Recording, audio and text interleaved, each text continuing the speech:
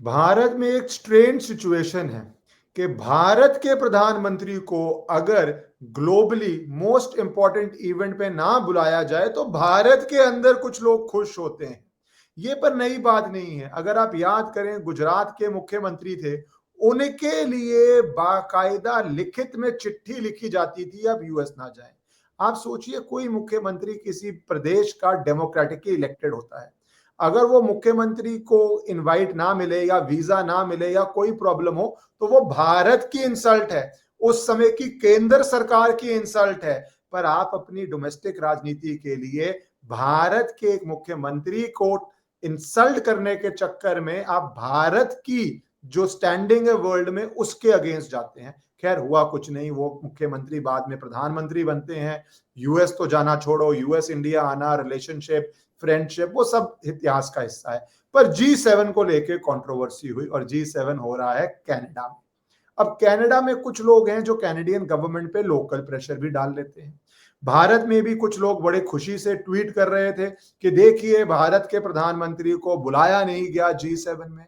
फिर कनाडा के prime minister Modi को फोन करते हैं। बहुत सारी डेवलपमेंट्स हुई, इनकी क्या सिग्निफिकेंस है, पहले इनवाइट आया नहीं या इनवाइट नॉर्मल कोर्स में आया, आया तो डोमेस्टिक कनाडा में क्या पॉलिटिकल प्रेशर है, एक खालिस्तानी मूवमेंट का वहां पे क्या असर है, वहां की मीडिया बार बार इसी को लेकर सवाल पूछती है। और प्राइम मिनिस्टर कनाडा ने जिस तरह फोन किया, प्रधानमंत्री मोदी ने जिस तरह उसका ट्वीट किया, बहुत सारे इशू डिस्कस करने हैं इंडिया के अंदर की प्रॉब्लम का और साथ ही साथ कनाडा के इनवाइट का, उसको डिस्कस करने के लिए कनाडा को और जो पूरा इंडिया कनाडा रिलेशनशिप है, इशू है, उसको रमनीक सिंह मान जी से अच्छा कोई नहीं समझता। उनको किसी ज्यादा इंट्रोडक्शन की जरूरत नहीं है। आपने मेरे चैनल पे भी, टीवी पे भी, और एब्सोल्यूट अगर मैं बोलूं तो सब्जेक्ट मैटर एक्सपर्ट हैं, रूरल एरिया से लेके पंजाब के टू कनाडा, जहां पे एक बहुत बड़ा प्रेशर ग्रुप क्रिएट हो चुका है। और उस पूरी पॉलिटिक्स को, जियो पॉलिटिक्स को भी, इकोनॉमिक पॉलिटिक्स को भी और कल्चरल पॉलिटिक्स को भी आज समझने की कोशिश करेंगे। Thank you Ramneet ji for taking out time. Sat Shri अकाल, नमस्ते, जय हिंद देशकरण भाई। इट्स ऑलवेज अ आप प्लेजर आपके। अगर अगर आप शुरू से शुरू करें, क्योंकि मेरे दिमाग में ये था कि गुजरात के एक मुख्यमंत्री को वही लॉबी थी यूएस में चिट्ठी लिखना, कनाडा में चिट्ठी लिखना रोकने की, तो वो एक प्रेशर पॉइंट में भारत को डाउन करने की ये जो पूरा एक ग्रुप बन चुका है, इसको थोड़ा अगर आप डिकोड करें, समझाएं और पूरी मूवमेंट को समझाएं, फिर हम G7 और रिसेंट में आएंगे। ईश्वन, बिल्कुल संक्षेप में अगर बताया जाए तो यहीं से शुरू कर लेते हैं कि मोदी के विरोध में ये लोग कब भारत विरोधी हो गए, ये इनको भी नहीं पता लगा। पर सारी दुनिया इस बात को देख रही है और अब इसको रिकॉग्नाइज, इसको पहचान रही है, इस बात से अवगत है, वाजे है। और ये नजर आना शुरू हो गया है सबको कि एक सैडिस्टिक प्लेजर होता है, जिस तरीके से वो करने की कोशिश की जाती है, एक प्रयास होता है, एक उनका एक इंटेंट होता है हर बार कि हम किसी तरीके से मोदी को नीचे लगाएं, हम किसी तरीके से मोदी को हम ये साबित करने का प्रयास करेंगे that he is a failed prime minister. और जो लीडर ऑफ ऑपोजिशन है अभी, उनकी अगर मैं बात करूं तो उन्होंने एक बड़ा ही घटिया सा एक सेंटेंस यूज किया। उन्होंने कहा सरेंडर नरेंद्र। और ये कौन बोल रहा है, who speaking? MOU Gandhi speaking. So बात ये है कि जब आप जिस वक्त हमारी भारतीय सशस्त्र बल हैं, जो हमारी सेनाएं हैं, चाहे वो एयरफोर्स हो, आर्मी हो, नेवी हो, या हमारी पैरामिलिट्री फोर्सेस हैं, जब ये सभी वर्दी में जो हमारे सुरक्षा बल हैं, जब ये भारत की सुरक्षा के अंदर तैनात होते हैं, चाक चौबंद होते हैं, और जब ये विश्व कीर्तिमान स्थापित करते हैं, और जिस वक्त भारत अपने नागरिकों का, अपने सशस्त्र बलों के ऊपर किए हुए आघात का प्रतिघात करता है, उसका बदला लेता है, तो ये वही लोग हैं जो बाहर निकल के सबसे पहले तो बोलते हैं कि साहब हमारे को सबूत दीजिए। ये वो सब, ये सारा एविडेंस गैंग है। और मैं बल्कि यहाँ तक मैं कहूँगा कि जो पाकिस्तान की ISI है और जो चाइनीज हैं और जो तमाम भारत विरोधी लोग हैं, इनका शायद कोई व्हाट्सएप ग्रुप चलता है जिसके अंदर ये लोग एक anti India, anti Modi propaganda run करते हैं। और कभी कभी तो लगता है कि उस ग्रुप का हिस्सा हमारे LOP भी है, और हो सकता है कि उसके ग्रुप एडमिन ही ना हो वो। तो ये जो इनका तरीकोकार है। और आपने जैसे कहा कि फ्रॉम द गुजरात देश में इन्होंने लिख लिख के ये इंश्योर किया। और आपको पता है कि सीआईए का एक्सटेंशन ही है the family, quote and quote. अब एमओयू फैमिली कह लीजिए आप उस परिवार को, ये एक एक्सटेंशन ही है। And they are planted. और अभी हम थोड़े दिन पहले गोगोई की बात कर रहे थे कि साहब जो गोगोई है is being honey trapped, so he may not be the first Congressman to be honey trapped. और ये बहुत पहले 1960 के दशक में एक और व्यक्ति जो है कांग्रेस के बड़े पावरफुल जो बाद में हुए और जो द फैमिली से बिलोंग करते हैं, वो भी हनी ट्रैप हुए हैं और वो आज तक हम भुगत रहे हैं। Anyway, not diverging from the topic, इन्होंने ये प्रयास किया कि नरेंद्र मोदी जो है उनको यूएस का वीजा ना मिले, he should not gate exposure outside of India. पर उसका अगर आप आने वाले समय में देखिए, जो स्प्रिंग इफेक्ट होता है ना, आप अगर किसी चीज को दबाते हैं उतनी ही जोर से वो ऊपर उभर के चीज आती है। अब मैं आपको उदाहरण के रूप में देता हूँ, अमेरिका की बात कर लेते हैं। तो अमेरिका के बाराक ओबामा राष्ट्रपति थे, मोदी जी की तस्वीरें उनके साथ है, एज प्राइम मिनिस्टर उनसे मुलाकात हुई। उसके बाद 44th के बाद 45th प्रेसिडेंट आए, खुद डोनाल्ड ट्रंप, उनके साथ हाउडी मोदी और Namaste Trump, there is whole optics पूरा आपने देखा होगा। जो बाइडेन आए, जो बाइडेन को आपने देखा प्रधानमंत्री खड़े को मोदी साहब को खड़े होकर सलूट कर रहे हैं, आपने वो भी देखा। और अब दोबारा 47th प्रेसिडेंट के रूप में दोबारा आप ट्रंप को देख रहे हैं। तो मैं आपको इस बात से आश्वस्त कर देता हूं कि जो 48th प्रेसिडेंट होंगे उनके साथ भी आपको मोदी नजर आएंगे, हो सकता है 49th के साथ भी दिखें। पर ये सारा कुछ जो है, दिस टू शैल पास, ये लोग पेरिश हो जाएंगे। बट जिस तरीके से जो स्टेट्समैनशिप प्रधानमंत्री मोदी ने दिखाई है, जैसा नेतृत्व प्रधानमंत्री मोदी ने भारत को दिया है, और खास तौर पे एक बहुत लंबा समय जो 3 दशक का समय भारत में निकला, जब कोएलिशन गवर्नमेंट्स और कोएलिशन पॉलिटिक्स की जो मजबूरियां हैं, उसके अंदर हमने यहाँ तक देखा कि जो जर्नलिस्ट हैं, और मैं ये भी नहीं कहूंगा जर्नलिस्ट ऑफ स्टैंडिंग, मतलब बहुत ही एक निम्न स्तर के जो जर्नलिस्ट हैं, उन लोगों ने ये डिसाइड किया कि कौन सा व्यक्ति या कौन सा एमपी जो है वो मंत्री बनेगा, उनको क्या विभाग मिलेगा। अब वो राडिया टेप्स के अंदर आपके पास है। जर्नलिज्म का ये स्तर था कि जब प्रधानमंत्री का जहाज जाता था, उनके साथ दुनिया भर के जर्नलिस्ट जाते थे और वो टैक्स पेयर्स के खर्चे के ऊपर मौज उड़ाते थे। एक आलम ये भी था कि जिस वक्त हम युद्ध की स्थिति में थे 1999 में, उस वक्त हमारी जो पोजीशंस हैं आर्मी की, वो तक जो है उन जर्नलिस्ट के द्वारा एक्सपोज की गई। और ये भी माना जाता है कि एक हमारे बहुत बहादुर अफसर हैं, शहीद कैप्टन विक्रम बत्रा, परमवीर चक्र मरणोपरांत, उनका भी जो उनका लास्ट ऑपरेशन था, उनकी भी ऑपरेशनल डिटेल्स जो है किसी पत्रकार के माध्यम से लीक हुई थी, मैं नाम नहीं लेता।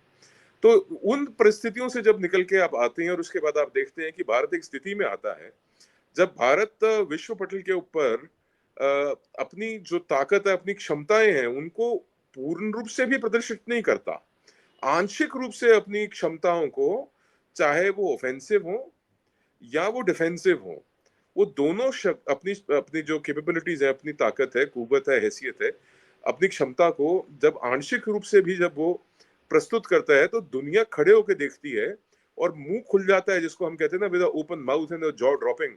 वो देखते हैं कि ये हुआ क्या, ये कैसे कर गए। ये वही S-400s हैं जिनको यूक्रेन में हम लोगों ने इंटरसेप्ट किया। ये वही लेगेसी सिस्टम है जो बाकी दुनिया में कहीं इस्तेमाल नहीं होता। इन्होंने कैसे उसको इंटीग्रेट करके आकाश तीर के माध्यम से एक एक ड्रोन को, एक एक क्रूज मिसाइल को, एक एक air to surface, surface to surface and surface to air missile को इन्होंने इंटरसेप्ट किया।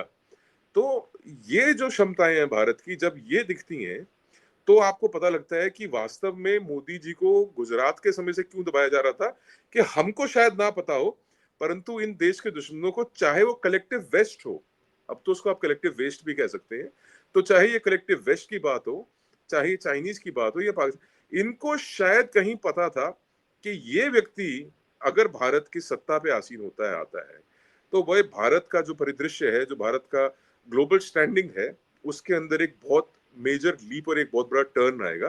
तो मैं ये समझता हूँ कि इनकी जो नॉलेज है, इनकी जो क्षमता है, इनका जो राष्ट्र प्रेम है या राष्ट्र भक्ति है, या जिस तरीके से डेडिकेशन के साथ ये देश के लिए काम करते हैं, इसका अंदाजा शायद विपक्ष को पहले से था। इसलिए कभी कहते थे कि मोदी एआईसीसी में आके चाय पिला सकता है, तो प्रधानमंत्री बन गए तो पाकिस्तान जाके उन्हीं व्यक्ति ने कहा कि इनको हटाइए, हमको हटाइए लाइए, हमें लगे। हाँ, इनको हटाइए, हमें लाइए। या ये वही लोग हैं जो उस वक़्त भारत के विदेश मंत्री होते थे, जब भारत के सेनाओं के सैनिकों के सिर काट के पाकिस्तान ने फुटबॉल खेली थी, तो उसके यही अगले हफ्ते इन्होंने उनको पाकिस्तान के फॉरेन मिनिस्टर को बुला के यहाँ बिरयानी खिलाई थी। और आप इमेजिन कर सकते हैं क्या कि जो आज हमारे फॉरेन मिनिस्टर हैं जयशंकर साहब, वो किस ब्रुटैलिटी के साथ वेस्टर्न मीडिया को और किस ब्रुटैलिटी के साथ जो भारत का पक्ष है उसको रखते हैं। और मैं समझता हूँ कि राष्ट्रीय सुरक्षा की जब बात आती है तो हमको बहुत ज्यादा ब्रूटल और बहुत ज्यादा रूथलेस होना चाहिए, हम हैं भी। और चाहे वो समय हो कि जब हम एक गृह मंत्री को देखते थे 26/11 के वक्त के, वो हर आधे घंटे के बाद कपड़े बदल के अपने आप को मीडिया के आगे प्रस्तुत करते थे, और अब एक ये गृह मंत्री हैं जो पहलगाम के तुरंत बाद आपको पहलगाम के उसी ग्राउंड में खड़े नजर आते हैं। और ये वही रमनीक भाई, हाँ प्रधानमंत्री और ये मैं वही, एक मिनट, ये वही गवर्नमेंट है Ishwaran, just one more 30 seconds more, ये वही भारत सरकार है जैसे पहले भारत सरकार हुआ करती थी, जिसने 26/11 जैसे बड़े आतंकी हमले के बाद, जिसमें भारतीय नागरिकों के साथ साथ 170 के लगभग बाहर के भी यानी विदेशी नागरिक भी, कुल जो उसके अंदर मारे गए total, the toll was around 170। तो उसके बाद they choose to do nothing, और बावजूद इसके कि उस वक्त के एयर चीफ ने कहा था कि वी आर केपेबल और हम इसका बदला ले सकते हैं। तो ये जो एक नैरेटिव आपने कहा कि पहले से चला आ रहा है, तो ये उसके पशे मंजर में ये सारी कहानियां भी देख लेनी चाहिए। आपने G7 से पहले 3 आपने तार छेड़े जिस पे मैं थोड़ा ज्यादा एक्सप्लोर करना चाहता हूँ, फिर G7 की पॉलिटिक्स पे हम आएंगे, क्योंकि वेरी करेक्टली वेस्ट तो एक उनका पूरा डीप स्टेट है जो हर पावरफुल नेशन या इवन नॉन पावरफुल नेशन के अंदर जो इमर्जिंग फोर्सेस हैं, इमर्जिंग लीडर्स हैं, उनके ऊपर नजर रखता ही है। It is a part of their doctrine कि भैया 10 साल बाद क्या हो रहा है, 20 साल बाद क्या हो रहा है। अनलिमिटेड बजट्स हैं, वो 10 20 25 साल के आगे का अपने पोटेंशियल कैंडिडेट्स पे नजर रखते हैं, और फिर जो उनको लगता है कंट्रोलेबल नहीं है उसके लिए जितनी बाधाएं क्रिएट कर सकते हैं वो क्रिएट करने की कोशिश करते हैं, और जो कंट्रोलेबल है उसको इंकरेज कर देते हैं। पर आपने आर्मी की बात करी तो मैं एक लोगों को बताना चाहूंगा, अभी इलाहाबाद हाईकोर्ट का एक ऑर्डर आया है कि फ्री स्पीच के नाम पे जिस तरह की कमेंट्स आप आर्मी पे कर रहे हैं वो आप नहीं कर सकते, और ये वर्तमान एलओपी पे आया है। एक मैजिस्ट्रेट कोर्ट ने समन कर लिया था, इलाहाबाद हाईकोर्ट ने रिलीफ नहीं दिया। पर उनकी बात ना करते हुए मैं जो लार्जर कॉन्टेक्स्ट पे आना चाहता हूं, क्योंकि यहाँ पे दो चीजें बहुत इंपॉर्टेंट है। पहला, 26/11 पे भारत ने जो नहीं किया, और अब इवन बिफोर ऑपरेशन सिंदूर हर व्यक्ति को समझ आ रहा है धीरे धीरे कितना बड़ा चीज है इंडस वाटर ट्रीटी को सस्पेंड करना, जो आज तक नहीं हुआ था। कन्वल सिब्बल जी जो फॉरेन सेक्रेटरी हैं, पॉडकास्ट पे थे, वो बता रहे थे किस तरह ये क्रिएट हुआ था, किस तरह इसके इंजीनियर्स, इसकी आर्बिट्रेशन, इसके डिसाइडर्स सारे फॉरेन थे। It was basically soft colonialism. जब ये एग्रीमेंट भी फॉरेन फोर्सेस ने साइन करवाया, और जंग के दौरान भी अपन सस्पेंड नहीं कर रहे थे, आज वो सस्पेंडेड है। ये भारत शक्ति दिखा रहा है। जितना भी पहले कहते थे अगर भारत करेगा तो इंटरनेशनल प्रेशर आ जाएगा, आने दो प्रेशर, वो सस्पेंडेड है। पर G7 को लेके ये स्टेटमेंट आई थी जयराम रमेश की, खुद ही बहुत खुशी से उन्होंने ट्वीट की, उसको चढ़ाया कि बुलाया नहीं जा रहा। इस पे एक एज अ नेशनल, छोड़ दीजिए जिस भी पार्टी को, India to miss G7 for the first time in 6 years, Jairam Ramesh calls it a diplomatic बंद। भारत फोर्थ या फिफ्थ फोर्थ जो भी कीजिए, थर्ड भी बनेगा, लार्जेस्ट इकोनॉमी बनने जा रहा है। ऑब्वियसली वो पैलेटेबल नहीं होगा वेस्टर्न फोर्सेस को। तो अब इंडिया के अंदर अगर वो कहीं भी भारत को थ्रॉट करना चाहते हैं, सर्विसेज इकोनॉमी था, मैन्युफैक्चरिंग इकोनॉमी बन रहा है, मिलिट्री जो हमने प्रूव किया है, ताइवान तक खरीदना चाह रहा है, अफ्रीका खरीदना चाह रहा है। इस कॉन्टेक्स्ट में वेस्ट में बहुत हद तक बदहजमी होगी, पर उसके अंदर अगर गिव एंड टेक हो रहा है, उसके अंदर नेगोशिएशन हो रही है और बहुत सारी सीक्रेट होती है, उसका भारत में सेलिब्रेट करना, India does not get invited. जो भी प्रधानमंत्री हो, मैं तो बहुत खुश होता था जब डॉक्टर मनमोहन सिंह को सम्मान मिलता था, भारत को मिल रहा है। You are representing India. कोई आप अपना पर्सनल तो कॉन्टेक्स्ट में जा नहीं रहे हैं। इट इज नॉट इश्करन और Ramneek who is going as a individual, it is Indian prime minister. तो उसके अंदर ये कितना व्यापक हो चुका है, जो इंडिया में खुशी मनती है अगर भारत के प्रधानमंत्री को उनके अनुसार कहीं पे कोई बाधा आई है। चलिए, मैं चूंकि आपका सवाल लंबा था और उसके अंदर से मेरे लिए भी कुछ महत्वपूर्ण बिंदु निकल के आए, तो I will touch very briefly on one और टू थिंग्स दैट आपने जो कही हैं। पहला, इलाहाबाद हाईकोर्ट ने जो मध्य न्यायालय ने आदेश पारित किए हैं, वो अभी जो समसामयिक घटनाएं हैं उनको भी देख लें और जो पिछले समय में हुई हैं उनको भी यदि देख लें, तो कांग्रेस के एक नेता ने, जो पूर्व मुख्यमंत्री के बेटे हैं, उन्होंने तत्कालीन भारतीय सेना के अध्यक्ष को गली का गुंडा कहा था। ये उन जनरल बिपिन रावत के विषय में कहा था जो आगे चल के सीडीएस बने, और वो मेरे ख्याल है कि भारत के सबसे रिस्पेक्टेड, लव्ड जनरल रहे हैं आज तक के। ठीक, तो ये जो एक पैटर्न है कांग्रेस के अंदर, ये तो आप बिल्कुल मान के चलिए एस्टैब्लिश्ड है। अब आपने बात करी कि बदहजमी की, मैं तो कहता हूं कि वेस्ट को, ना सिर्फ कलेक्टिव वेस्ट को बदहजमी, उनको दस्त भी लगे हुए हैं। भारत की जो प्रोग्रेस और पावरेस है उसको देख के उनको बहुत बदहजमी है, उनका हजमा खराब है, उनको आप जाने जो बीमारी जिस तरीके से डॉक्टर समझा सकते हैं उस तरीके से आप समझ लीजिए, उनको हर एक वो चीज है। उनको दस्त भी है, पेशिश भी है, उन पेट में भी दर्द है, सिर में भी दर्द है, उनको नींद भी नहीं आ रही, सारी उनको तकलीफें हैं। और मैं नाम भूल गया, एक जर्मन है, उन्होंने कहा था it is very lonely at the top. जैसे जैसे आप ऊपर बढ़ते जाते हैं, जैसे जैसे आप आगे बढ़ते जाते हैं, it becomes very lonely at the top. ऐसा नहीं है कि वहां पे बहुत सारी दुनिया है, वहां पे मेला लगा हुआ है। टॉप का मतलब धीरे धीरे आप आइसोलेशन में जा रहे हैं, और वही हम इतने वर्षों से, देखिए मैं एक उदाहरण दे देता हूं आपको, कि हम जिस वक्त 2014 के समय में देखते थे, इंडियन इकोनॉमी के विषय में कहा जाता था fragile four. We were amongst the fragile four, today we are amongst the top four. अंतर देखिए आप, हमारा फॉरेन रिजर्व देखिए, हम अपने आज तक के भारत के रिकॉर्ड हाइस के पास हैं। हमने जो गिरवी रखा सोना है 1991 का, वो अब वापस आना शुरू हुआ है, ये पहले भी आ सकता था। So fragile four to top four, आप दुनिया कैसे हजम कर ले?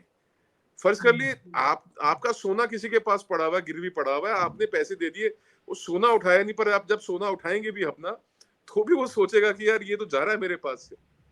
सो there are things and there are issues to be discussed, but when you become a world power or you become a regional power, you are actually replacing somebody.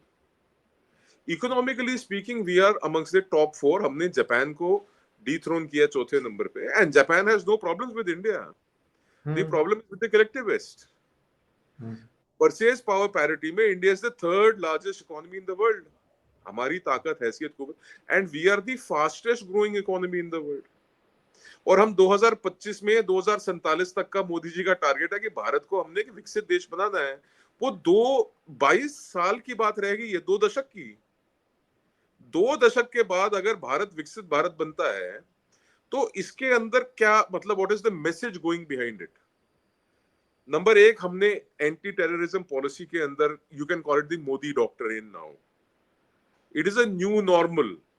घर में घुस के मारना is become a new normal. आपको पता है ये घर में घुस के मारना न्यू नॉर्मल कितने वर्षों के बाद हुआ है? कोई आपको आइडिया है कितने वर्षों के बाद हुआ होगा? और पिछली बार कब हुआ होगा? मैं आपसे पूछ रहा हूँ ईश्वरन। इंडिया का? हाँ, इंडिया आप देखिए जाए तो ब्रॉडली 1971 में हमने लार्ज घुसा है नहीं अंदर, नहीं, वो पाकिस्तान हमारे, प्रॉपर के अंदर। वो जंग हमारे ऊपर मुसल्लत हुई, वो जंग हमारे ऊपर मुसल्लत हुई, तो हमने नहीं, उसका मसल्लत नहीं हुई उसमें भी। देखो अगर आप वो एक हमारी सेना की शक्ति थी, क्योंकि बहुत कुछ इंडिया ने उसके बाद लिया है, बर्दाश्त किया है। जब हमने नहीं एक्शन लिया, उस समय हमने एक्शन लिया। We went into Bangladesh. जंग के बाद जो हमें मिलना चाहिए था वो नहीं मिला, मैं वो आपको नेगोशिएशन पे। मैं अपने विचार आपके आगे, आपके समक्ष प्रस्तुत करता हूँ। अगर आपको अच्छे लगे आप स्वीकार लेना, नहीं अच्छे लगे तो आप उसको छोड़ देना। तो घर में घुस के मारने की जब प्रधानमंत्री मोदी जी ने बात की कि ये हमारी संस्कृति का हिस्सा रही है, तो हम भी सोचने पड़े संस्कृति का हिस्सा कैसे रही है। तो ये रामायण के समय में जो है ना, हनुमान जी लंका में घुस के, लंका जला के घर में घुस के मार के आए थे। तो आप मान के चलिए कि ये 20,000 22,000 वर्षों के बाद जो है भारत ने, क्योंकि हम एक बात आम कहते थे कि 10,000 वर्षों तक भारत ने कभी किसी के ऊपर आक्रमण नहीं किया। भारत कभी और आप देखिए ना कि स्वर्ण भूमि से घट के अखंड भारत से घट के जो आज का भारत है, वो एक बिल्कुल छोटा सा हिस्सा रह गए जो एक्चुअल साइज था हमारा। तो ये जो न्यू नॉर्मल किया है या ऑपरेशन सिंदूर को पॉज बटन लगाया है, उसका अर्थ ये है कि जो एस्केलेशन लेडर हम क्लाइम कर चुके हैं, हम वहां तक तो आ ही गए हैं। अब इसके बाद जब दोबारा कभी शुरू होगा तो we will hit their military targets. तो ये जो नया डॉक्ट्रिन है, और इस नए डॉक्ट्रिन ने एक और चीज करी है, इसने ग्लोबल मिलिट्री डॉक्ट्रिन को भी बहुत मेजरली चेंज किया है। जिस तरीके से 84 घंटों के अंदर भारत ने पाकिस्तान को बिल्कुल पंगु बना दिया था, इनके एयरफोर्स स्टेशन, इनके रडार स्टेशन, इनके एवैक्स, अभी तो नेवी एम्प्लॉय नहीं की हमने, अभी तो इनके हमने रिफाइनरीज, एमुनिशन डंप्स और इनके पोर्ट्स नहीं उड़ाए। सो जो ताकत भारत ने दुनिया के आगे अपनी रखी है, जिसमें HQ-9 या इनके PL-50s और दुनिया भर के ये शाहीन वाहीन, एवरीथिंग वेंट डड। तो ये देख के, जैसा आपने खुद बताया कि इजराइल इंटरेस्टेड है, फ्रांस जो है इंडिया मैन्युफैक्चर्ड शोल्डर फायर्ड साहब मांग रहा है, ऐसे ही अब inquiry Brazil, Argentina, African countries, because cost effective है ना, आपने एक बैटल टेस्टेड हो गए, प्लस आप कॉस्ट इफेक्टिव हो। तो India is emerging as a global supplier of military equipment. तो ये जो शक्तियां जब आप अपनी प्रस्तुत कर देते हो विश्व के आगे, और अभी तक तो कायदे से अगर ईश्वरन देखा जाए तो अभी तक भारत ने छुपा रखा था अपनी इन कैपेबिलिटीज को, दुनिया के आगे तो हमने प्रेजेंट ही नहीं किया था कि what are we capable of. अभी चूंकि लोगों को, दुनिया में लोगों को पता लग गया, और आपने उसके लिए बिल्कुल ठीक कहा कि 10 लगे हुए हैं, ये बहुत इनके पेट में दर्द है, बहुत परेशान है, ये बदहजमी हो रखी है इनको। तो this is where India stands today. नहीं भाई, मेरा ना end of the day it's economy. और जो हम बात कर रहे हैं उसी में मुझे बात याद आई कि प्रधानमंत्री G7 के अंदर, जैसे हमने कहा फोर्थ लार्जेस्ट हो गया, तब भी एक ग्रुप शुरू हो गया, अरे पर कैपिटा क्या है, अरे ये क्या प्रॉब्लम है, अरे अभी सड़क पे गंदगी है, अरे आप क्या आप खाना दे रहे हैं। तो यूएस का तो पूरा वेलफेयर सिस्टम ही है, उनका जो वेलफेयर है, उनका जो पूरा सिस्टम है, ढांचा है, जो FDR ने शुरू किया था, कभी उस पर सवाल उठाए? या स्ट्रीट्स पे लोग किस तरह इंजेक्शन लगा के, होमलेसनेस प्रॉब्लम है, क्राइसिस है, किस तरह कैलिफोर्निया को पूप कैपिटल बोलना शुरू कर दिया, लोग सड़क पे लिटरली शिट कर रहे हैं वहां पे, और वो पूरा एक किसी ने ऐप बना दिया मैप करने के लिए कहां कहां शिट हुई हुई है। तो वो सब आप डिस्कस नहीं करेंगे। हर देश की प्रॉब्लम्स हैं, आपके प्रोग्रेस को देखना है या आपकी प्रॉब्लम्स को हाईलाइट करना है, और वो भी देश के अंदर के लोगों का। ये एक सेपरेट अजीब ही मानसिकता है। पर अब G7 पे आए रमनीक भाई, तो कनाडा इंडिया रिलेशंस में आप with Justin Trudeau and with the new prime minister, आप कुछ डिफरेंस देख रहे हैं? क्या डिफरेंस देख रहे हैं और क्यों डिफरेंस देख रहे हैं? ये तीनों को कवर कीजिए प्लीज।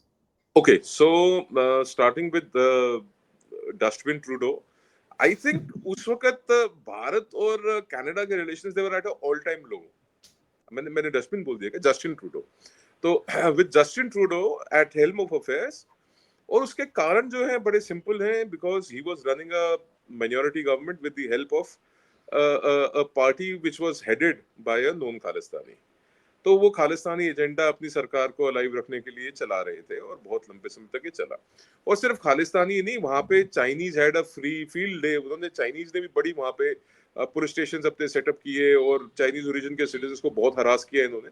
तो बेसिकली कैनेडियन सॉवरेनिटी को इन्होंने तकरीबन बेच दिया। जो अभी आप ट्रेड की बात कर रहे थे, तो ट्रेड के अंदर जिस तरीके से डोनाल्ड ट्रंप वो कह रहे हैं कि जी tariffs and trade and 51st state of USA and governor Trudeau, this is not all ill founded. Because अगर ये कुछ बातें, अभी तो मैंने सारी नहीं बताई आपको, अभी तो मैं 1% भी नहीं बोल रहा, कि जिस तरीके से उन्होंने अपने देश को, अपने देश के हितों को गिरवी रख दिया, जिस तरीके से उन्होंने एक नई टर्म को इजाद किया जो अंग्रेजी के अंदर पहले कभी नहीं। And you are a practising lawyer यार, क्रेडिबल एलिगेशंस, मतलब ये it was a new law. मतलब आप कोर्ट में खड़े होके अगर आप जज साहब के समक्ष ये बात रखेंगे कि my lord there are credible allegations, तो you will be thrown out of the court. बोलेंगे it is laughable. but this is happening in the Canadian Parliament by none other than the Right Honorable Prime Minister of that country. और वो एक designated terrorist को, जो भारत का designated terrorist है, he is addressing him as a honourable citizen of Canada. तो अगर Canada इस चीज को अपनी स्टेट पॉलिसी बना लेता है कि हमने असाइलम देना है, देखिए जब ये एंटर किया भी है Hardeep Nijjar Canada, he entered Canada as Ravi Sharma, ये इट्स अ नोन फैक्ट. तो इसकी इतनी सारी असाइलम रिक्वेस्ट्स रिजेक्ट हुई हैं, इसकी सिटीजनशिप बाद में इसको मिली है, and it's a part of the plan where you want to keep India destabilized, you want to keep India on the pot burner, और आप भारत को एक जेली स्टेट के अंदर रखना चाहते हैं. आप चाहते नहीं कि भारत सॉलिडिफाई हो. और जैसे मैंने आपको शुरू में कहा था कि it's lonely at the top, तो जैसे जैसे हम आगे बढ़ेंगे, चाहे अपना भारत का अंदर का विपक्ष हो, चाहे वो भारत विरोधी शक्तियां हो, आप ये बातें और इन चीजों की तीव्रता और बढ़ेगी. ऐसे एलिगेशंस और ऐसी बातें जो हैं, ये आपको और ज्यादा सुनने को मिलेंगी. बट जितना आप इन बातों को सुनेंगे, चाहे देश के अंदर बैठे हुए लोग तड़प रहे हो कि इन्हें हटाओ, हमें लाओ, ये सरेंडर नरेंद्र, ये एमओयू गांधी, एमओयू फैमिली, अगर आपको ये सब बातें कहेगी ना, तो आप ये समझ लेना कि India is on the right track. और ये ऐसे ही नहीं फ्रेजाइल फोर से टॉप 4 में हम आ गए, ऐसे ही नहीं हम रिटेलिएशन ना करने के बाद हम एक ग्लोबल मिलिट्री डॉक्ट्रिन के अंदर एक शिफ्ट लेके आ गए हैं, जहां पे दुनिया भारत के डिफेंस इंडस्ट्री को देख रही है. सो ये जो चीजें हैं, अब मार्क कांड्रे की बात आ जाती है. इन्होंने he has marked a change in the Canadian approach towards India. Bharat और कनाडा के रिश्ते निम्न से निम्न स्तर के ऊपर थे. कारण आप भारत के राजदूत को वहां पे धमकी देते हैं, आप उनकी तस्वीरें लगा के उस पर क्रॉस लगाते हैं, उस पर टारगेट लगाते हैं, आप गोलियां मारते हैं. आप भारत के प्राइम मिनिस्टर की का पुतला बना के उसको एक शैम कोर्ट में एक शैम ट्रायल करते हैं, वो भी वैंकूवर के अंदर भारत की एम्बेसी के बाहर. और उसके बाद आप उस पुतले को फांसी लगा के जला देते हैं. अब अच्छा लगे या बुरा लगे, वो इंदिरा गांधी थी तो भारत की प्रधानमंत्री, तो एक प्रधानमंत्री का एक वो टैबलेट निकाल के वो दिखाना, तो ये सब चीजें जो it was at a all time low. और इन्होंने ही भारत विरोधी लोगों को, भारत विरोधी जो वहां पे शक्तियां हैं, उनको इतना पाला पोसा और प्रफुल्लित किया. WSO करके एक ऑर्गेनाइजेशन है, WSO वर्ल्ड सेक ऑर्गेनाइजेशन उन्होंने बना रखी है. उसका जो पेनिट्रेशन लेवल है जुडिशरी के अंदर, कैनेडियन एडमिनिस्ट्रेटिव सर्विसेज के अंदर, पुलिस के अंदर, या आप मोटा मोटी कह लीजिए कैनेडियन सिस्टम के अंदर, you can't imagine their penetration in this system. Politics के अंदर आज भी इंडियन ओरिजिन के 22 MPs हैं. ठीक है, तो ये जितनी चीजें हैं तमाम, जो the kind of anti India hate which is coming out of Canada, वो अब मुझे लगता है कि दे वुड रियलाइज. एंड क्योंकि अभी 2025 के G7 मीट के अंदर Canada is the chair, so Canada के जो लीडर ऑफ ऑपोजिशन है पेरे पॉलिवर ने भी ये कहा है कि it is a wise decision to invite India. It's the largest democracy in the world, दुनिया की सबसे बड़ी डेमोक्रेसी है, और जो सबसे पुरानी डेमोक्रेसी है दुनिया की, वो कनाडा को लात मार रही है. बोल रहे हैं कि आप हमारे 51वें स्टेट बनिए. वो टैरिफ वॉर्स में चले गए, उन्होंने स्टील और एल्यूमिनियम के ऊपर टैरिफ लगा दिया. वो कनाडा में आने वाली गाड़ियों के ऊपर गाड़ियों और टिम्बर के ऊपर टैरिफ लगा रहे हैं. तो आप ये इमेजिन कर लीजिए, जब उन परिस्थितियों में है, तो दुनिया की सबसे बड़ी डेमोक्रेसी को, एक डेमोक्रेटिक वर्ल्ड बोलते हैं ना हम, जिसके अंदर जो ऑटोक्रेटिक स्टेट्स हैं या जो मोनार्कीज हैं उनको छोड़ के, डेमोक्रेटिक वर्ल्ड के अंदर इंडिया इज द लीडर. चौथी सबसे बड़ी economy, third largest purchase power parity economy, defence power house, and वो एक ऐसा देश है जो इस वक्त बिल्कुल न्यूट्रल होकर चल रहा है. Axis and allies, left and right, we are balancing, we have a policy of non alignment. तो अगर आप उस वक्त ये चूज करोगे, क्योंकि हमारा डोमेस्टिक ऑडियंस है, हमारा डोमेस्टिक वोटर है, वो अभी इलेक्शन वहां पे भी 5 साल बाद ही होंगे. अब नवंबर इसमें 24 में हुए थे इलेक्शन इनके, अब दे विल हैपन इन 29. तो ये वो टाइम है जब आप अपने रिलेशंस को पैच अप करेंगे. ये वो टाइम है जिस वक्त you want India's largest market, 140 crore की आबादी को रिप्रेजेंट करने वाले भारत के प्रधानमंत्री हैं. तो India is not just a power, it's also very big market. मैं अभी वो प्राइम मिनिस्टर की एक स्टेटमेंट चाहने लगा हूँ, पर उससे पहले बिकॉज़ आपने बोला बहुत इंटरेस्टिंग बात है कि किस तरह जैसे चाहे मिसेस इंदिरा गांधी हो, वो भी भारत की प्राइम मिनिस्टर थी, चाहे प्राइम मिनिस्टर मोदी हो, वो भी भारत के प्राइम मिनिस्टर हैं। मैंने बात ही शुरू करी, दे रिप्रेजेंट इंडिया। तो कनाडा के तो speech laws is not like America. India से ज़्यादा डिफिकल्ट है।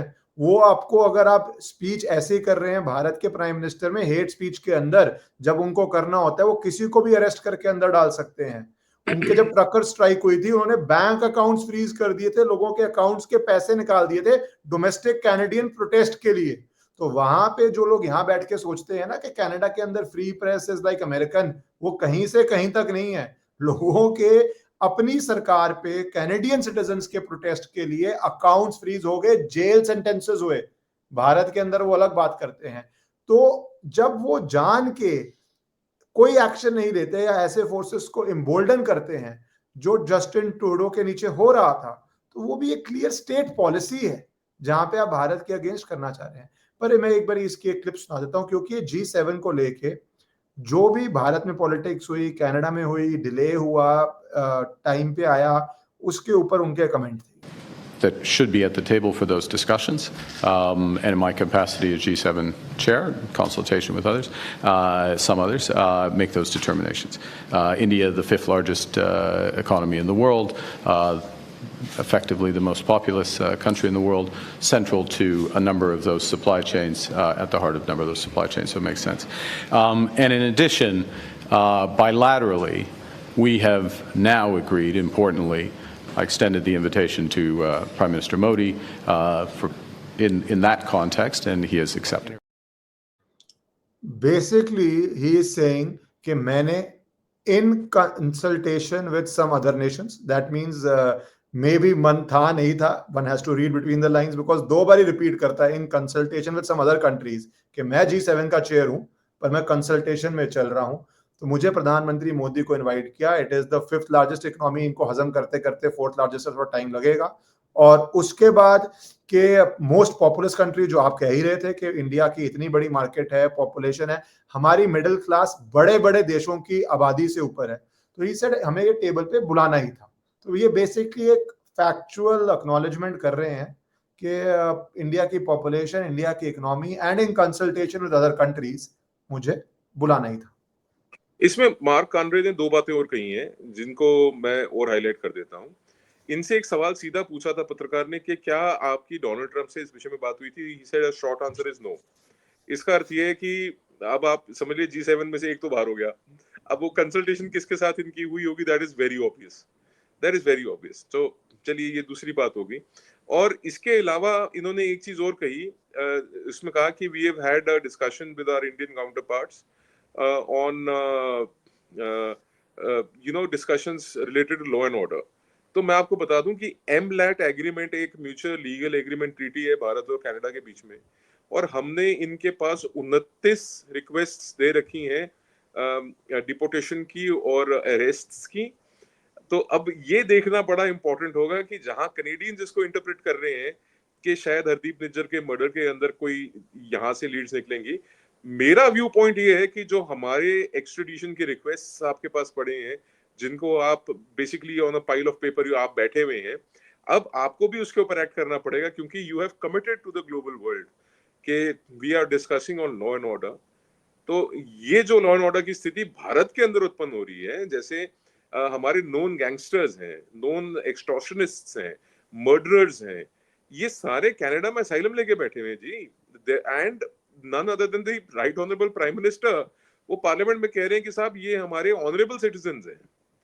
तो ये जो चीजें हैं, ये these are historic wrongs that the Canadians have done, और इनको ये ऐतिहासिक गलतियों को अपनी ठीक करना पड़ेगा। भारत के साथ अगर आगे बढ़ना है, ट्रेड टॉक्स करनी है, जहां बहुत भारी इनके ऊपर टैक्सेस और इनके ऊपर ड्यूटीज लगाई जा रही हैं अमेरिका के द्वारा। और पेरे पॉलिवर ने एक बात और कही थी कि हमारे पास बहुत नेचुरल ग्रास, बहुत टिम्बर है जो हम इंडिया को दे सकते हैं, हमारे को ट्रेड डिस्कशंस में इंडिया को टेबल पे लाना ही चाहिए। तो इससे ये भी एक चीज सिद्ध होती है कि जो इनका विपक्ष है, यदि वो सत्ता में आता तो उनका भारत के प्रति कैसा अप्रोच होता और किस तरीके से वो आगे बढ़ते, यहां से भी एक क्लैरिटी आती है। और मैं आपको चूंकि हम ये सारी डिस्कशंस कर ही रहे हैं भारत को लेके, डिसरप्शंस की बात आप कर रहे थे कि मोदी जी के लिए जो डिफिकल्टीज पैदा की हैं, चाहे फिर वो किसानी आंदोलन की बात कर लीजिए, चाहे शाहीन बाग की बात कर लीजिए, चाहे जेएनयू के प्रोटेस्ट की बात कर लीजिए, आपने, या आप मणिपुर के अंदर डिस्टर्बेंस की बात कर लीजिए, या पंजाब के अंदर रिवाइवल ऑफ टेररिज्म की बात कर लीजिए, या सेपरेटिज्म की बात कर लीजिए, या कश्मीर के अंदर जब नॉर्मलसी आई तो वहां पे दोबारा उसको डिस्टर्ब करने की कोशिश की गई। भारत के अंदर हर वो मुमकिन प्रयास किया गया पिछले 11 वर्षों में कि भारत को डिवाइड किया जाए, और आपने देखा कि बांग्लादेश के अंदर स्टूडेंट्स रेवोल्यूशन के नाम पे तख्ता पलट हो गया। आपने देखा ऐसी अरब स्प्रिंग के अंदर जो है वहां पे चेंज ऑफ रिजीम, तो भारत के अंदर भी रिजीम चेंज गैंग बहुत समय तक लगी रही। और इन्होंने, आप ये देखिए कि जो 99 सीटों का जश्न है वो, और मोदी जी ने कहा कि ये 100 में से 99 नहीं आए आपके, ये आपके 550 में से 99 आए, तो एसेंशियली आप फेल हो गए हैं। तो मतलब ये है कि there has been disruption going on, और मैं इसलिए, मतलब मैं जो बोलता हूँ एमओयू गांधी है, एमओयू फैमिली, वो इल फाउंडेड नहीं है, उसके पीछे बड़े वैलिड रीजंस हैं, और कई ऐसे रीजन है जो समय के साथ सारे भारतवासियों के आगे, सारे देशवासियों के आगे आएंगे, और हमको भी पता लगेगा कि दर हकीकत दरअसल कितना भारत विरोध या कितना मोदी विरोध इसके अंदर था, और किस हद तक ये लोग अपने निजी मफाद के लिए, निजी हितों के लिए, देश को तोड़ने तक के लिए, देश को, और ये बात ये नहीं है कि अभी से है, ये तो नेहरू जी के समय से है। अगर आप बात करें कबायलियों की, और उसके बाद आप चाइना की बात करें, और बाय द वे एक बात मैं आपको और बता दूं, जिस वक्त कबायली इन्वेजन हुआ है कश्मीर का, उस वक्त पाकिस्तान आर्मी के जो चीफ थे, he was a British officer, Indian army के चीफ थे वो भी ब्रिटिश ऑफिसर थे। तो जब से पाकिस्तानियों ने टेक ओवर किया है पाकिस्तानी आर्मी को, और इंडियंस ने टेक ओवर किया इंडियन आर्मी को, पाकिस्तान कुछ नहीं कर पाया इंडिया का। ये बहुत इंपॉर्टेंट पॉइंट है, this is very important to understand. We not ceded 1 millimeter of land to Pakistan. And we have broken them in two officially. जितना मर्जी वो छुपाते रहे, अब तो विक्ट्री डिक्लेयर करते रहते हैं। तो मैं डॉन का, history will repeat itself, Balochistan. अगर आपने डॉन का वो पेपर देखा हो 1971 का, जिस दिन सरेंडर हुआ था, उस पे लिखा गया था eastern front fighting comes to a halt, now heavy fighting on the western front. तो जो एब्जेक्ट सरेंडर था ऑफ 93,000 सोल्जर्स, उनका डॉन सिर्फ यही कह रहा था, जो उनका प्रीमियर अखबार है, कि fighting has come to a halt. वो तो डिनाई नहीं कर सकते। मैं एक बड़ी दिलचस्प बात आपको और बताता हूँ, चाहे वो मुक्ति बाहिनी की बात हो उस वक्त की या कुछ भी हो। एक दिलचस्प मैं आपने, क्योंकि यूएस के अंदर ओपन डेफिकेशन की बात करी, यूएस के अंदर open defecation is at the highest. मतलब आप in terms of percentage of population भी अगर आप देखेंगे तो इससे ज्यादा ओपन डेफिकेशन यूएस में कभी नहीं थी, और इंडिया में it is 0, open defecation free है ये भारत। और इसी से मैं आपको एक उदाहरण दे देता हूं कि जो budget open defecation free, ODF free India के लिए बनाया था, घर घर शौचालय बनाने के लिए बनाया था, अगर उसका आधा बजट भी हम बलूचिस्तान को दे देना, ये मार मार के भगा देंगे इनको, पाकिस्तानियों को। और उन्होंने तो ये जरूरी भी है, 93,000 बंदूकें हमारे को दे दो जो पाकिस्तानियों से पकड़ी, हम इन्हीं की बंदूकें से इनको ठोकेंगे। So if we give nominal support also to the Baloch via Iran और अफगानिस्तान, नॉमिनल सपोर्ट भी दे देना, इनको ठोक देंगे, तो they will have a broken. वहां पे बीच में फॉर अ फ्यू आवर्स उन्होंने, शहर का नाम भूल गया, बलोच लिबरेशन आर्मी ने एक शहर भी कैप्चर कर लिया था। उसके बाद when you have reached the, S से कुछ नाम था उसका, when a liberation front becomes in the power, कि वो जब चाहे आपको शहर से उधेड़ के फेंक सकती है, डिसरप्ट कर सकती है, that is a freedom movement जो एक लेवल पे पहुंच चुकी है, जहां पे कभी भी वो कैप्चर करने के बाद बैठ भी सकते हैं, और परमानेंटली बैठ सकते हैं, क्योंकि temporary capturing of a city is not a small achievement of a liberation force. और यही पाकिस्तान की प्रॉब्लम मेरे हिसाब से तो बढ़ती जा रही है। पर अमनीक भाई, अभी G7 आप कैसे देख रहे हैं? क्योंकि मेरे हिसाब से व्हाट आई फील कि इंडिया 3rd स्टेज पे है, 2nd स्टेज को पार कर गया है, कि हम पहले अपनी एक सर्विस इकोनॉमी से, जो अपने लिबरलाइजेशन बोल लो, मार्केट इकोनॉमी बोल लो, सर्विसेज में किया, कोई एक्सपेक्ट नहीं कर रहा था मैन्युफैक्चरिंग में हम इतनी जल्दी आगे बढ़ेंगे। ट्रम्प तभी, जैसे मैंने बोला, बहुत जगह बदहजमी है, एप्पल ने इतनी जल्दी इंडिया में मैन्युफैक्चरिंग कर देगा। लोग कहते थे चाइना में तो कम्युनिज्म है, तो कोई लेबर लॉ नहीं है, कोई लैंड लॉ नहीं है, तो इसलिए फैक्ट्रियां बन गई। इंडिया में तो मैन्युफैक्चरिंग हो ही नहीं सकती। 100 लंबी लिस्ट आती थी कि मैन्युफैक्चरिंग क्यों नहीं हो सकती। Apple exceeded it's targets. जहां एप्पल जाता है बिकॉज इट्स लीडिंग, बाकी एंसिलरी इंडस्ट्रीज पहुंचती हैं। 1.5 बिलियन या ऑलमोस्ट 2 बिलियन का फॉक्सकॉन इन्वेस्ट करने जा रहा है। सो मैन्युफैक्चरिंग में भी आप स्ट्रांग हो गए। डिफेंस में आप कंपटीशन में आ पाएंगे जो सिर्फ सुपर पावर्स कर पाती थी, that you are exporting defence equipment. India was a net importer, one of the biggest net importers से आप एक्सपोर्ट कर रहे हैं। तो बहुत कम टाइम में, in a nation's history 11 years is nothing, and for an ancient civilization तो भारत जो है वो तो ब्लिंक ऑफ एन आई भी नहीं है। But even for a democratic nation 11 साल बहुत लंबा टाइम नहीं होता। तो ये बदहजमी का और G7 का, क्योंकि G7 में ट्रेड का भी बड़ा रोल होने जा रहा है। तो how do you see, and Canada is not a in that sense the most comfortable venue for Bharat. शायद प्रोटेस्ट भी करवाएंगे, शायद वहां पे ऑर्गेनाइज प्रोटेस्ट भी होंगे, शायद कुछ हंगामा करने की भी कोशिश हो सकती है। तो how are you seeing the threat and the opportunity when prime minister okay Modi तो इज इन G7? ओके तो जब आप ये सवाल पूछते हो, it's very interesting and it's very important also to recognize that there is an active threat to the Honorable Prime Minister of India inside of Canada. तो इस बात को सबसे पहले तो रिकग्नाइज करना चाहिए। और मैं कल भी एक शो पे बैठा था तो मैंने उनको कहा था कि साहब, भारत की जो सुरक्षा में, प्रधानमंत्री जी की सुरक्षा में जो लोग इन्वॉल्व हैं, जो जिम्मेवार हैं, they will have to keep his security very very high because देखिए, ये एंग्लो सेक्शंस आप कह लीजिए इनको, या वहाँ पे जो इंटरनल फोर्सेस हैं, मैं कारण ये कि भारत जो है ना एक ट्रांजिशन के ऊपर खड़ा है इस वक्त, एक कस्प के ऊपर खड़ा हुआ है। और हमारे को जैसे एक जनरेशनल लीडर होता है ना, कि इसको आप जनरेशनल भी नहीं कह सकते, इन मेनी मेनी जनरेशंस कभी आपको एक ऐसा नेतृत्व मिलता है जो आपके देश को, आपके समाज को, आपकी सोसाइटी को उठा के एक ऐसे लेवल पे ले आता है जिस लेवल के बाद फिर उसको हाथ लगाना, उसको बीट करना, वो भी डेमोक्रेटिक सेटअप के अंदर। माइंड यू, ये बहुत इंटरेस्टिंग है जो एस्पेक्ट है कि एक लोकतांत्रिक सेटअप के अंदर अगर आप उस गति से ग्रो कर रहे हो, आप उस स्पीड से, उस ट्रेजेक्टरी को आप अचीव कर रहे हो, जैसा आपने कहा कि भारत की सभ्यता के अगर हम तुलना में देखें तो 11 वर्ष तो एक पलक झपकने भर का भी नहीं समय होता। तो उसके अंदर का जो आप ट्रांजिशन देख रहे हैं, चाहे हमारा जनधन योजना के माध्यम से अधिकांश लोगों को बैंकिंग सेक्टर के अंदर लेके आना, जो पूर्व में रहे हमारे वित्त मंत्री हैं, उन्होंने संसद के पटल पे कहा था कि क्या आप पीओएस मशीन लगाएंगे, वहां पे कार्ड से पेमेंट करेंगे। आज ये मोबाइल से पेमेंट करना इतना सहज काम है, आप उस बात को, उसकी कल्पना भी नहीं कर सकते कि कितना सहज है ये। तो ये जो एक ब्रेक थ्रू ऑफ थॉट है ना, तो कई बार ऐसा होता है कि आप कांग्रेस के सामने बोलो कि जी हमको आउट ऑफ द बॉक्स सोचना है, तो वो सबसे पहले तो डब्बा ढूंढना शुरू करते हैं कि कौन से डब्बे के बाहर सोचना है हमने। तो मतलब ये जो लीडरशिप है, ये बहुत रेयरली मिलती है। It's a very rare find.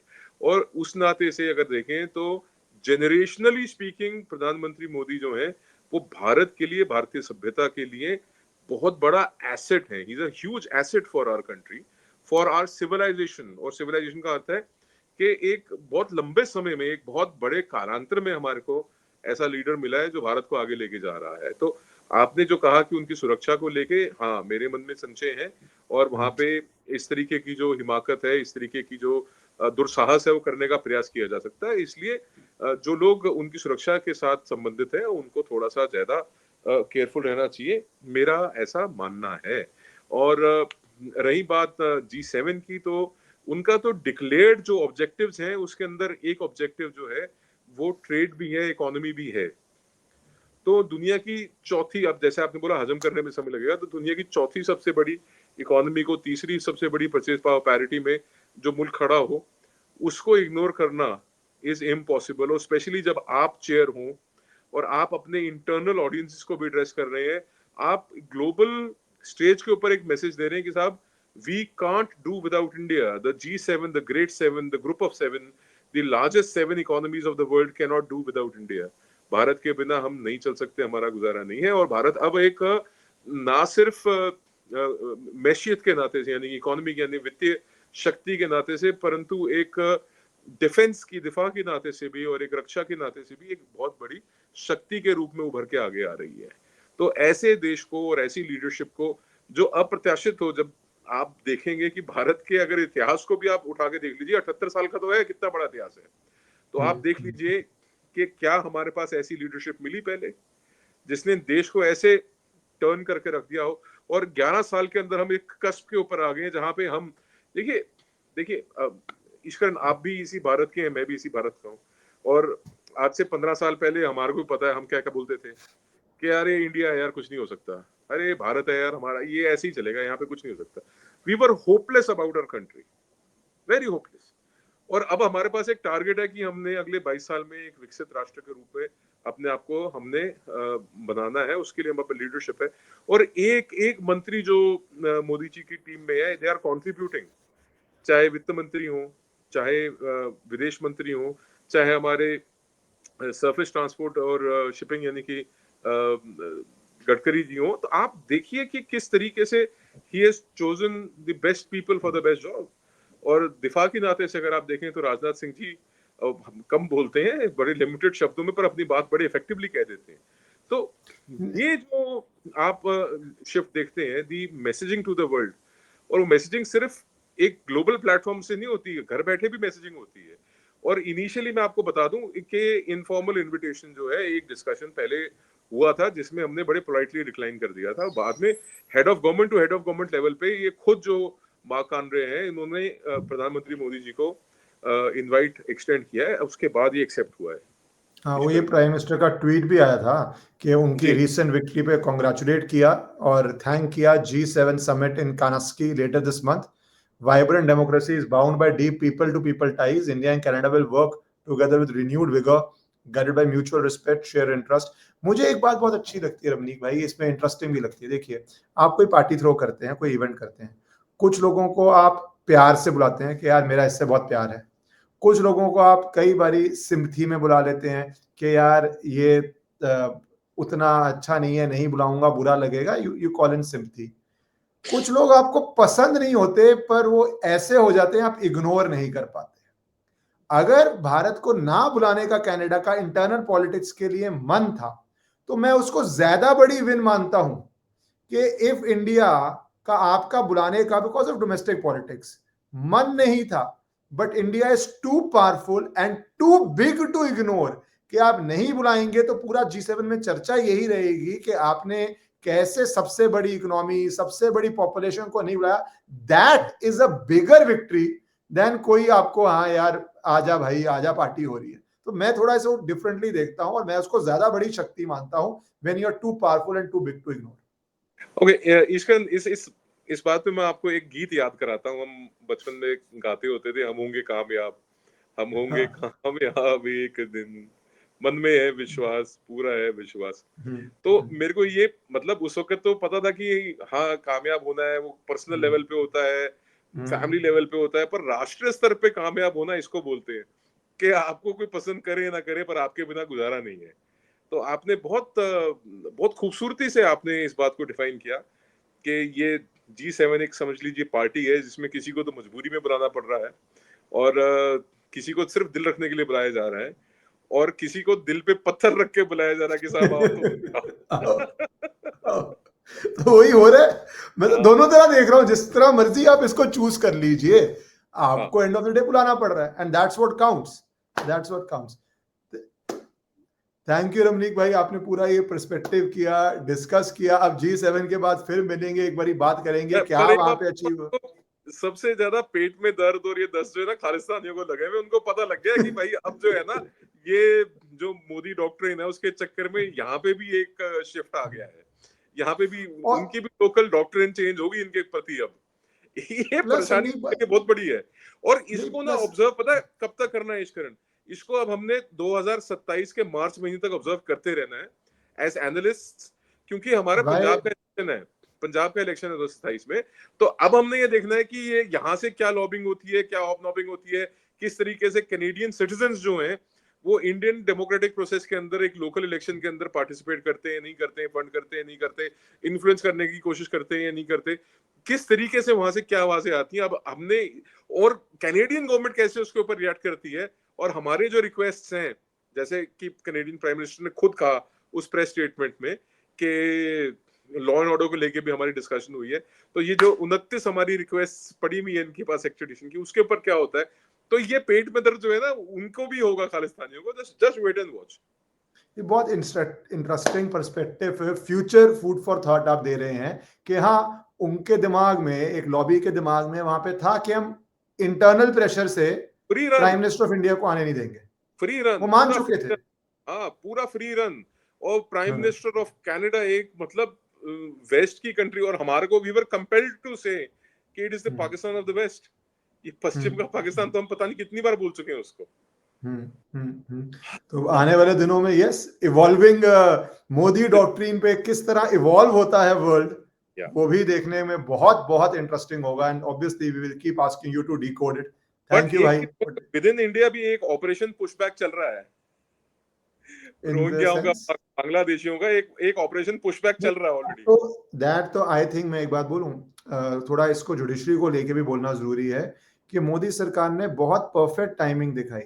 जिस तरह वहां पे पिटीशन डली सुप्रीम कोर्ट में कि रोहिंग्यास को बीच पानी में फेंक दिया गया है, वो कोर्ट ने कहा ब्यूटीफुली क्राफ्टेड स्टोरी है, हुआ नहीं हुआ, किस तरह डिपोर्ट हुआ, मैं फैक्चुअल डिटेल्स में नहीं जा रहा हूं, बट न्यूयॉर्क टाइम्स में आर्टिकल आता है, यूनाइटेड नेशंस इसका संज्ञान लेने की कोशिश करवाते हैं लोग, सुप्रीम कोर्ट में एक नहीं 3 बारी अलग अलग तरह से कोशिश की जाती है कि डिपोर्टेशन पे कुछ स्टे मिल जाए, कुछ लग जाए। अमीर भाई टू द एक्सटेंड ये कहते हैं कि हमें दिल्ली से बायोमेट्रिक्स के लिए बुलाया, चुपचाप पुलिस ने बिठाया, हवाई जहाज में अंडोमान ले गए, वहां से पूछा जाना है आपको मलेशिया या आपको जाना है यहाँ पे म्यांमार, और वहां पे बीच समुंदर में लाइफ जैकेट पहना के छोड़ दिया गया। मैंने कहा वैसे तो मुझे लगता नहीं भारत सरकार ने ऐसा किया होगा, पर अगर किया है तो सल्यूट है। अगर कर दिया है कोई देश मानेगा नहीं, देखो मानना चाहिए भी नहीं, और मुझे लगता भी नहीं किया होगा, बट अगर किया है तो भैया यूएस कैसे डिपोर्ट करता है आप जानते ही हैं। तो भैया आपको राष्ट्रीय सुरक्षा में, जो अब आप भारत में इलीगली आए हैं तो आप क्राइम करके आए हैं, you are a criminal by your entry, a criminal has to be treated in a criminal manner to protect India, और मुझे कोई संकोच नहीं है ऐसा बोलने में। तो मैं ये कह रहा हूँ कि जो ऑपरेशन पुशबैक है, और वो कई फ्रंट्स पे है एक्चुअली, हमने एक को तो टच कर लिया हल्का सा, एक और है जो नक्सल्स को और माओइस्ट को जिस तरीके से तोड़ा जा रहा है ना, मैं समझता हूँ अप्रत्याशित है। और एक भारतीय नागरिक होने के नाते से आपको खुशी होती है कि आप देश की बाउंड्री के बाहर भी, चाहे वो दुश्मन हो, वो देखिए पाकिस्तान की तो हालात ये है कि वो जगजीत सिंह साहब की गजल है ना, तुम इतना जो मुस्कुरा रहे हो क्या गम जो छुपा रहे हो, तो वो अपना गम छुपाने के लिए ढोल बजा रहे हैं।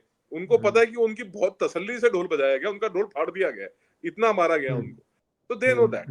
बट इंटरनली जो इंडिया के लिए चैलेंजेस हैं, चाहे वो स्पाई नेटवर्क हो, चाहे वो इलीगल्स हो, चाहे वो माओइस्ट और नक्सल्स हो, सब तरफ से ना left right centre bang bang चल रहा है इस वक्त। तो यही एक ताकतवर देश की, एक ताकतवर लीडरशिप की शिनाख्त है, पहचान है। टू द एक्सटेंड मेरे पास क्लिप नहीं है, नहीं तो मैं जरूर चढ़ाता, जहां पे कुछ जर्नलिस्ट अब रो रहे हैं नक्सल्स के लिए, कह रहे हैं सीज फायर कर दो, सीज फायर कर दो। ये वही थे जो जस्टिफाई करते थे जब नक्सल हमारी आर्म्ड फोर्सेस के ऊपर या जो सुरक्षा बल हैं उनके ऊपर अटैक्स करते थे।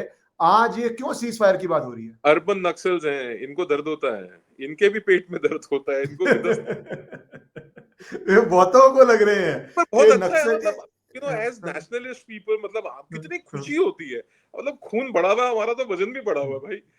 खुशी बहुत, ये बढ़िया हो रहा है। खून बढ़ाओ, ऑन लाइटर साइन, खून बढ़ाओ, वजन ना बढ़ाओ, वो छोड़ो, सिर्फ खून बढ़ाओ। बट बहुत इंपॉर्टेंट है रमनीक भाई ये कि आप लेफ्ट विंग एक्सट्रीमिज्म, जो गांव-गांव रेड कॉरिडोर की बात करते थे, वो कॉरिडोर अब एक डॉट रह गया, सिर्फ 6 डिस्ट्रिक्ट्स बचे हैं, और वो भी जो टारगेट था, क्योंकि इट्स वेरी इंपॉर्टेंट, आपने टारगेट की बात की, विकसित भारत की, 2027 का टारगेट दिया था मेरे ख्याल से गृह मंत्री ने, और वो टारगेट आप 25 में ही ऑलमोस्ट अचीव करने की कगार पे हो, टू द एक्सटेंट के लोग सीज फायर, जब पाकिस्तान पिल रहा था तो डी-एस्केलेट कर रहे थे, नक्सल पिल रहे हैं तो सीज फायर कर रहे हैं। बेसिकली ये चाहते ही नहीं इंडिया चीजों को लॉजिकल कंक्लूजन करे, और मैं प्रेडिक्ट कर रहा हूं आज कि ये पानी जो रोका हुआ है, मोमबत्ती की जगह ये पानी के कनस्तर लेके रैली करेंगे कि पाकिस्तान के बेचारे किसान को पानी भेजो। ये कनस्तर पानी के लेके रैली होगी, लिखवा के रख लो आप इस बात को। It'll be a lovely sight to see.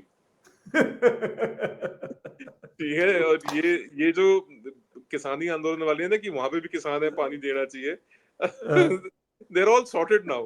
इनका इलाज बढ़िया हो रहा है। चलिए Karan, wonderful thank you speaking. भाई, thank you, Thank you. Take care brother.